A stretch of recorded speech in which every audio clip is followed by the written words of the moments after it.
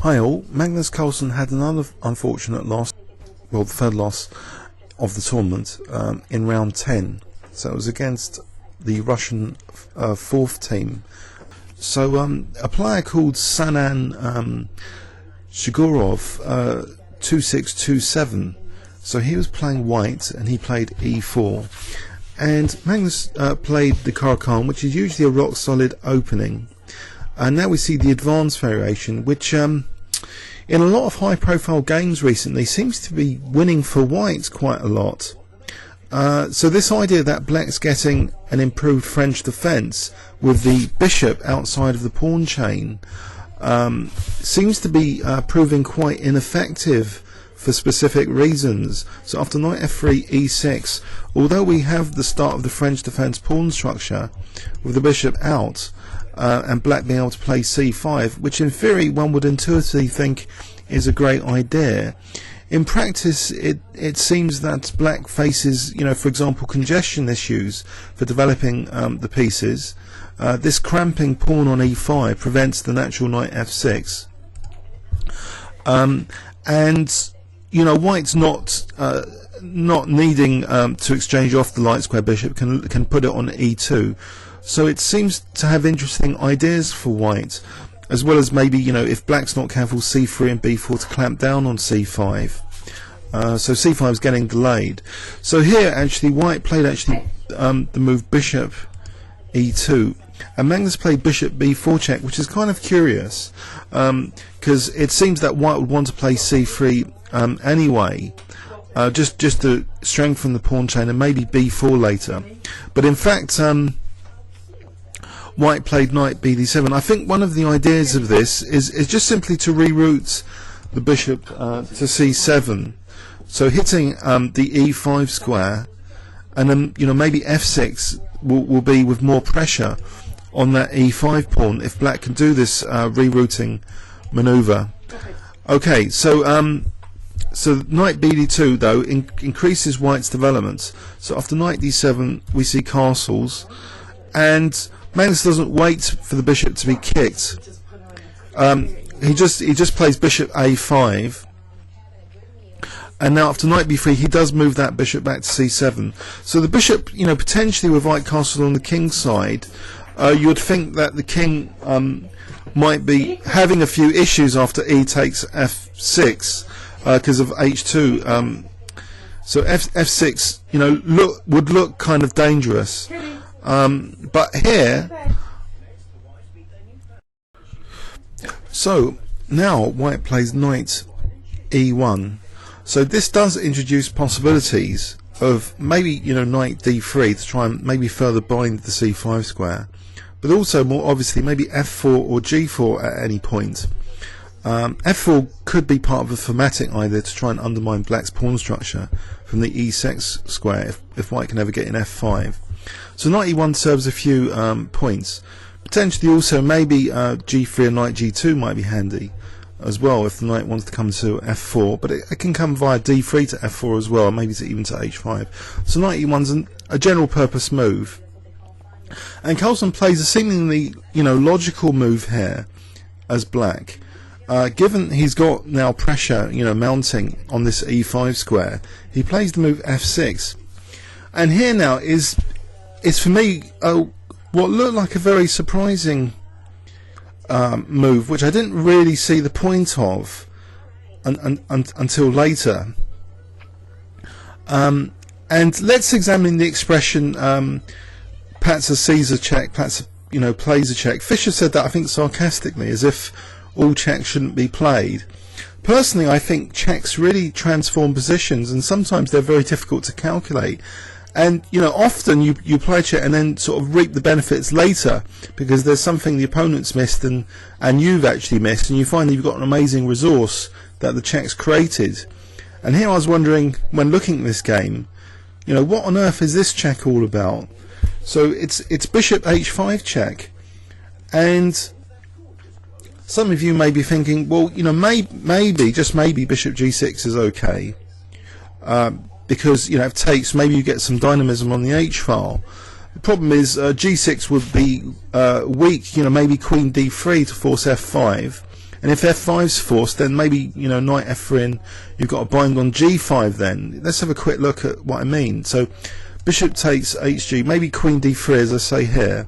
If black doesn't want to play king f7, I mean f4 might even be good there, but if say black plays f5, then he's released that tension on e5, and I mean all sorts of moves might be good here. In fact, like f4 might be okay, knight f3 in particular, just with a bind, and that bishop you know, can go to g5 later. That doesn't look too good for black.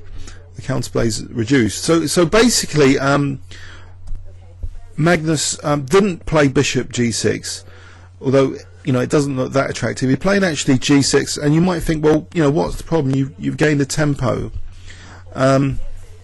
Let's refer back to what's coming, my most quoted video now.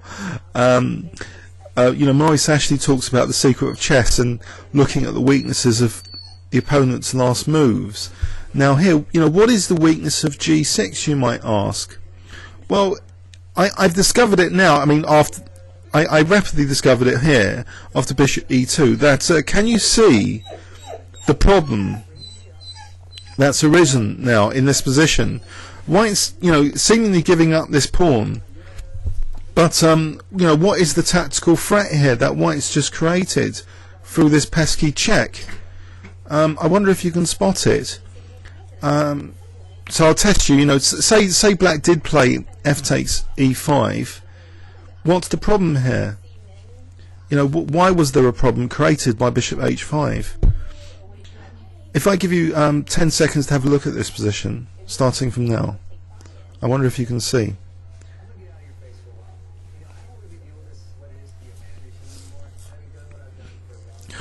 Okay, I think, actually I haven't even engine checked this, so this might actually be unsound, but I think it's g4 personally, because where's the bishop going? It can't go back. The g6 has blocked it in, so if bishop e4, f3. Now the reason I say I haven't engine checked this is I'm just wondering actually about this diagonal. So let's just make sure to confirm that in this position, if f takes e5 was played, that in fact g5 would be a disaster. Let's do an engine check of the tactics here. Yes, g4 is given as a strong move, but actually only one unit, as if black can play a piece sack almost with e4. So here, actually knight g2 is given as stronger than g takes, so it gets a bit complicated. In fact, g takes isn't much of an advantage at all, according to Jensen, because of this queen h4. So some of my intuitive fears have been proven right, actually, here. That maybe, you know, black's getting something. Say g takes f5.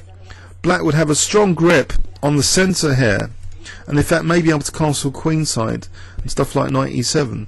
So a much stronger move, actually, here might actually be waiting a little bit more with knight g2 and actually preventing obviously this queen invasion to h4. So here the bishop's not going anywhere still, so White doesn't really need to take it immediately, and can throw in maybe another move like bishop g5. That's given as a strong move. So say after bishop g5, queen b8, attacking h2. Now h3, don't want to lose that pawn, so you want to take that bishop at leisure. And here might actually be a good moment now.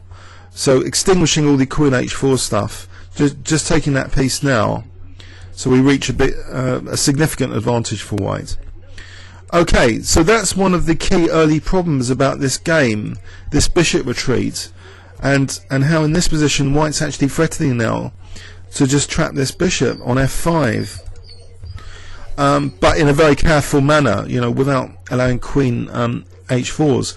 So I'm glad I pointed out now that one of the points of knight e1 might even be to, you know, g3 and knight g2. So knight g2 is a nice bouncing square for the knight to go back into the position, as well as knight d3 to f4. So Carlsen played g5, and now By the way, in case you're worried, yeah, the shopping's just arrived. Kelly's just whining about the shopping. She's just curious, you know, trying to get into the groceries before they've been unloaded. So anyway, so the point of g5, so bishop d3 now. Carlsen's not in the best position here. Maybe he doesn't, you know, want to give up the bishop with bishop d3, because knight takes d3, say, and f4, you know, is faster, as well as e5 protected by that knight. So actually Magnus plays bishop g6, and now white actually plays e takes f6 in this position, and there's new sets of issues here. So Magnus can't naturally take with the knight because the g5 pawn, so he takes with the queen, and now g5 is picked on again with queen g4, also hitting e6. So Magnus plays, unfortunately, he seems to be forced to play this passive move. But even worse in this position, after this passive move, is that f4 seems a very juicy move, because it's threatening fg hitting the queen from the rook. And it's also clamping down on e5. So it's again a multi-purpose, you know, very useful move. So black actually took now, and after knight takes d3, Magnus Carlsen queen side. Okay, he seems to have his king in a respectable location. The problem is this queen on the f file. Now here, white doesn't want to take on g5, and believe it or not, this is a tactic I think I saw myself without an engine, because there's bishop h2 check with a nice deflection on this rook. I've seen this in club games actually, this tactic. It's something to watch out for. Again, these pesky checks, you know, sometimes they're actually deadly. So here it will be taking away the protection from the rook. So in fact white prepares the threat now of fg by simply playing bishop d2. So he's sidestepping, you know, black's counterplay and tactical opportunities with these quiet little moves, you know, preparing his punches quite well.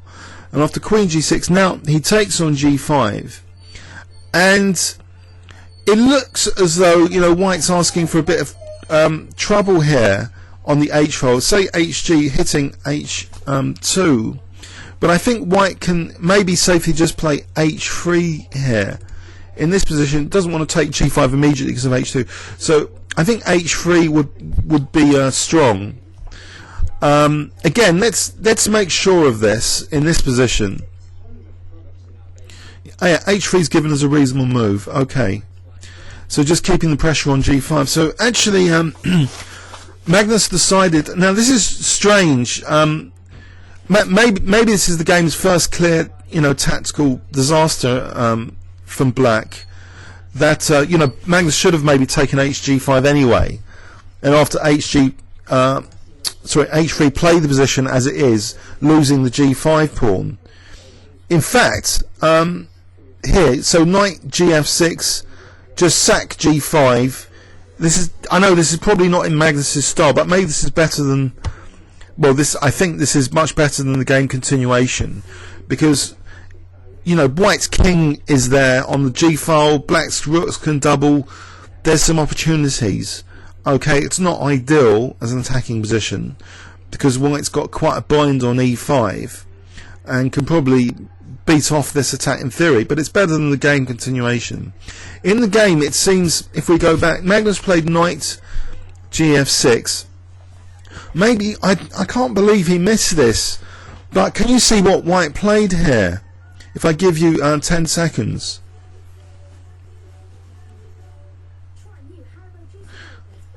Okay, white just played rook takes f6, just picking up, it seems, 2 pieces for the rook. Because again, this nasty check on e6, knight takes, there will be queen takes e6. And then the knight couldn't retreat back because of the pin on the queen.